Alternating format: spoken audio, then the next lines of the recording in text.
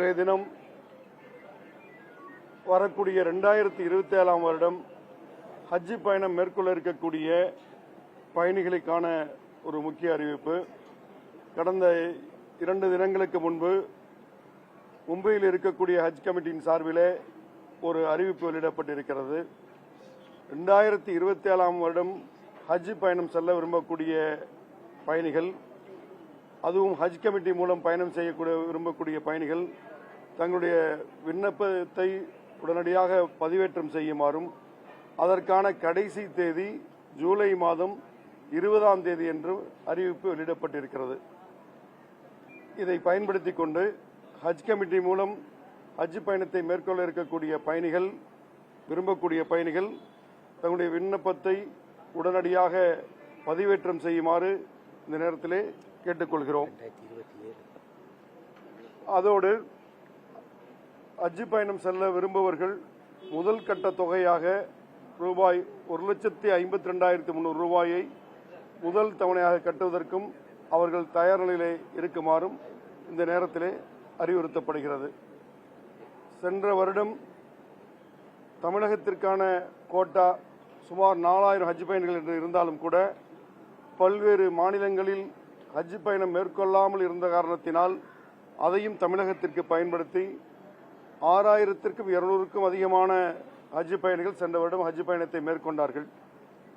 அவர்களுக்கு 25,000 ரூபாய் மானியம் தமிழக அரசு கடந்த வருடம் வழங்கியிருக்கிறது. அந்த வகையிலே 15 கோடிக்கும் அதிகமான ரூபாய் ஹஜ் பயணத்திற்கான மானியமாக வழங்கப்பட்டது. அதுபோலவே இந்த வருடமும் ஹஜ் பயணிகளுக்கான மானியம் வழங்கப்படவும் இருக்கிறது. ஆகவே பயணம் செய்ய விரும்பக்கூடிய அந்த ஹஜ் பயணிகள் உடனடியாக விண்ணப்பத்தை பதிவேற்றுமாறு இந்த நேரத்தில் கேட்டுக்கொள்கிறோம். கூடுதலாக ஒரு தகவல், அவர்களுக்கான ஹஜ் இல்லம் தமிழ்நாடு அரசினால் விமான நிலையம் அருகே இருக்கக்கூடிய நங்கநல்லூரிலே தற்போது கட்டப்பட்டு வந்து கொண்டிருக்கிறது. சுமார் 40 கோடி மதிப்பீட்டிலே அதனுடைய பணிகளை வரக்கூடிய ஹஜ் பயணம் செய்பவர்கள் பயன்படுத்தக்கூடிய வகையிலே ஏப்ரல் மாதத்திற்குள் அந்த பணிகளை முடிக்க வேண்டும் என்று அறிவுறுத்தப்பட்டிருக்கிறது. அதுவும் பயன்பாட்டு வருவதற்கான வாய்ப்பு அதிகம் இருக்கிறது என்பதையும் இங்கே தெரிவித்துக் கொள்கிறோம். அதேபோல இந்த துறை சார்ந்த மற்றொரு வேண்டுகோள், உலமாக்களுக்கு பள்ளிவாசலில் பணிபுரிபவர்களுக்கு இருசக்கரம் வாங்குவதற்கான மானியம் ரூபாய் 50,000 உயர்த்தி வழங்கப்பட்டு வந்து கொண்டிருக்கிறது. அந்த விண்ணப்பத்தை அளிப்பதற்கான கடைசி தேதியாக இந்த மாதம் ஜூன் 30ஆம் தேதி அறிவிக்கப்பட்டிருக்கிறது. அதனை பயன்படுத்திக் கொள்ள விரும்புபவர்கள், அந்த மானியத்தை பெற விரும்புபவர்கள் வரக்கூடிய 30ஆம் தேதிக்குள் தங்களுடைய விண்ணப்பத்தை அளித்திடுமாறு இந்த நேரத்தில் கேட்டுக்கொள்கிறோம்.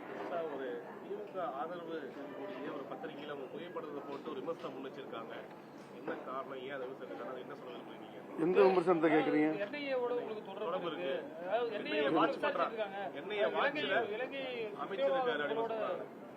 இல்லை, அந்த செய்தியை நானும் பார்த்தேன்.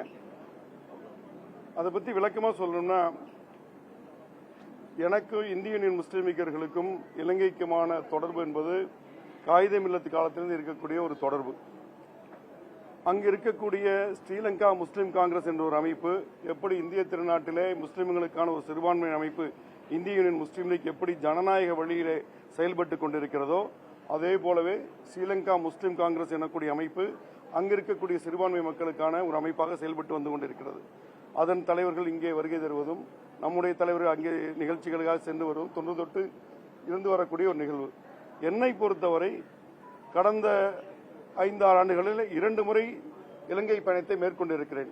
அந்த 2 பயணமும் ஸ்ரீலங்கா முஸ்லீம் காங்கிரசுடைய தலைவராக இருக்கக்கூடிய, 5 முறை இலங்கையிலே அமைச்சராக இருக்கக்கூடிய, தற்போதும் அங்கு பாராளுமன்ற உறுப்பினராக இருக்கக்கூடிய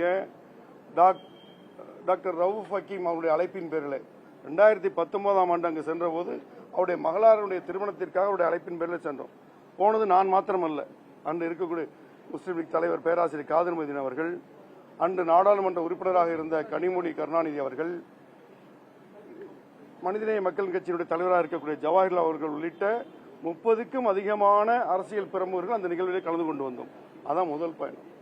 சென்ற வருடம் செப்டம்பர் மாதம் நாகூர் ஹனீஃபா அவருடைய 100ஆண்டு விழாவை தொடர்ந்து இந்திய யூனியன் முஸ்லீம் லீக் தலைவருடைய காதர் மதீனா அவர்களுக்கு வழங்கப்பட்ட தகைசால் தமிழருக்கு பாராட்டு விழா, இது ரெண்டையும் சேர்த்து ஒரு விழாவா கொழும்பு நகரில் நடத்தினாங்க. அந்த நிகழ்வுகளுக்கு போதும் முஸ்லீம் லீக் தலைவர்களும் சரி, பல்வேறு அரசியல் கட்சியை சேர்ந்திருக்கக்கூடிய தலைவர்களும் அந்த நிகழ்ச்சியில் கலந்துக்கிட்டாங்க. அதிலும் குறிப்பிட்டு சொல்ல திமுகவை சேர்ந்திருக்கக்கூடிய நாடாளுமன்ற உறுப்பினராக இருந்த அப்துல்லா எம்பி அதில் கலந்துக்கிட்டார். அதனால இது அரசியலுக்கு எல்லா கட்சியும் இணைந்து ஒரு நூற்றாண்டு விழாக்கு செல்லுங்கிற அடிப்படையில் தான் இலங்கைக்கு நம்ம போயிட்டு வந்தோம். இதை தாண்டி இந்த பத்திரிகையில் வரக்கூடியது போலவே சமூக வலைதளங்களை அவதூறு பரப்புவதற்காக பரப்பப்படுவது போலவே எந்த நிகழ்வும் நடைபெறவில்லை. அதில் குறிப்பிட்டு சொல்லியிருக்காங்க, அங்கே இருக்கக்கூடிய ஒரு எம்பி ஏதோ எக்மோர் ஹோட்டலுக்கு வந்ததாகவும் அங்கே சந்திச்சதாகவும் தகவல் சொல்றாங்க. அந்த இலங்கையில் இருக்கக்கூடிய ஒரு எம்பி தமிழ்நாட்டுக்கு வந்து ஒரு ஹோட்டலை சந்திக்கிறது எப்படி மத்திய உளவுத்துறைக்கு மாநில உளவுக்கு தெரியாமல் நடக்கக்கூடிய ஒரு நிகழ்வு அது. ஸோ தவறான ஒரு காழ்ப்புணர்ச்சியில் பரப்பக்கூடிய ஒரு அவதூறு தானே, அதில் எந்த விதமான உண்மையும் இல்லை. அதுவும் சொல்ல போனால் இந்தியன் முஸ்லீம் லீக்காக இருக்கக்கூடிய நாங்கள் எப்போதுமே தேசிய ஒருமைப்பாட்டிலையும் சமய நல்லிணக்கத்திலையும் இது போன்ற விஷயங்களும் ரொம்ப ஈடுபாடோடு இருக்கக்கூடியவர்கள். ஒருபோதும் சட்டத்திற்கு புறம்பான தேசத்திற்கு புறம்பான எந்த நிகழ்விலும் இந்தியன் முஸ்லீம் லீக் இதுவரை தன்னுடைய எந்த விதமான சிறு அசைவையும் செய்ததில்லை என்பது எல்லாரும் பத்திரிகை உங்களுக்கு எல்லாருமே தெரிஞ்சதுதான். இந்த வந்திருக்கக்கூடிய பத்திரிகைகளுக்கு எங்களுடைய மறுப்பை தெரிவிச்சிருக்கோம். அவங்களும் அந்த உண்மைத்தன்மையை உணர்ந்திருக்கிறாங்க. அதுக்கான மறுப்பை அவர்கள் வெளியிடுவார்கள் என்று நிச்சயமாக நம்புகிறோம். இது திட்டமிட்ட ஒரு அவதூறாக சமூக வலைதளம் தொடர்ச்சியாக பரப்பப்படுகிறது. அதில் ஒரு துளி உண்மைகள் என்பது திட்டவட்டமாக தெரிவித்துக் கொள்கிறேன்.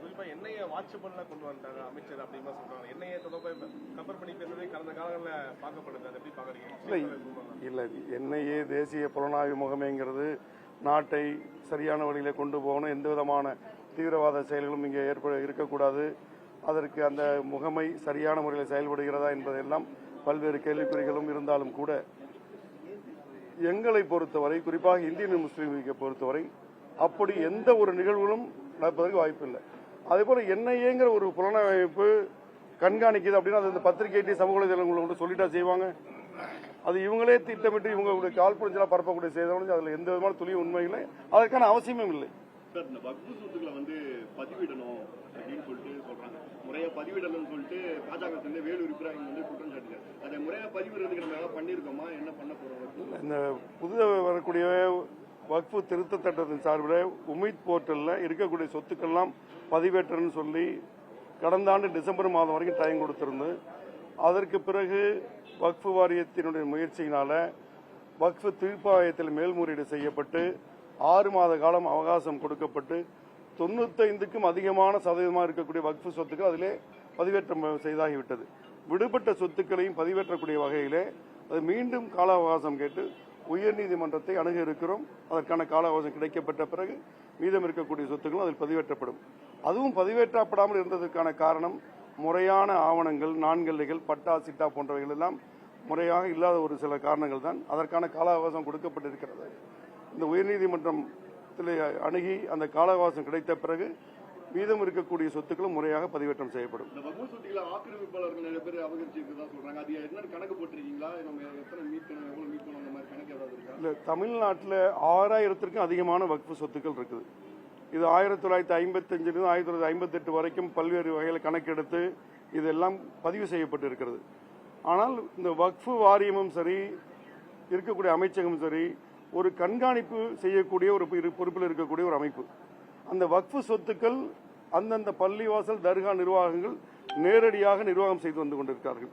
அந்த வகையில் அந்த நிர்வாகங்கள் பல காலங்களில் சில இடத்திலே வாடகைக்கோ குத்தகைக்கோ விடும்போது அதை மீட்டெடுக்க முடியாத ஒரு சூழ்நிலை வந்து கொண்டிருக்கிறது. அதை தற்போது மீட்டெடுக்கக்கூடிய முயற்சியிலே வக்ஃபு வாரியமும் வக்ஃபு அமைச்சமும் அதற்கான பொறுப்பேற்று அதற்கான முறைப்பான செயல்களை தொடங்கி இருக்கிறது. பல்வேறு வழக்குகள் நீதிமன்றத்தில் நிலுவையில் இருக்கிறது. தொடர்ச்சியாக அந்த முயற்சிகள் நிச்சயமாக மேற்கொள்வோம்.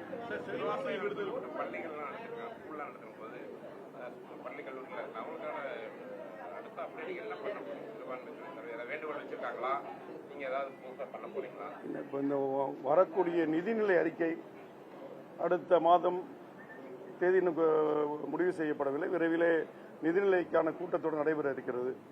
அனைத்து துறை சார்ந்திருக்கக்கூடிய அதிகாரிகளும் அமைச்சர்களும் இந்த நிதிநிலை அறிக்கையிலே துறை சார்ந்து என்னென்ன முன்னெடுப்புகள் செய்ய வேண்டும், மக்கள் நலன் சார்ந்து என்னென்ன அறிவிப்புகள் வெளியிட வேண்டும் என்று ஆய்வுகளை தற்போது முழுமூச்சாக நடத்தி வந்து கொண்டிருக்கிறார்கள். அந்த வகையிலே சிறுபான்மையினர் நலத்துறை சார்பிலும் அதிகாரியிடம் பல்வேறு கட்டங்களாக ஆலோசித்து அதற்கான திட்டங்களை தயார் செய்து வந்து கொண்டிருக்கிறோம். வரக்கூடிய நிதிநிலை அறிக்கையிலே கண்டிப்பாக முக்கியமான சில அறிவிப்புகள் வெளியிடப்பட இருக்கிறது. மாண்புமிகு தமிழ்நாடு முதலமைச்சர் ஜோசப் விஜய் அவர்களும் அதற்கான முயற்சியில் இருக்கிறார்கள். ஆய்வுக் கூட்டங்களை அவர்களும் நடத்தி வந்து கொண்டிருக்கிறார்கள். அவர்களும் சந்திக்கும் போதும் சமுதாயம் சார்ந்து சிறுபான்மை மக்கள் சார்ந்து பல்வேறு கோரிக்கைகளை வைத்துக் கொண்டிருக்கிறோம்.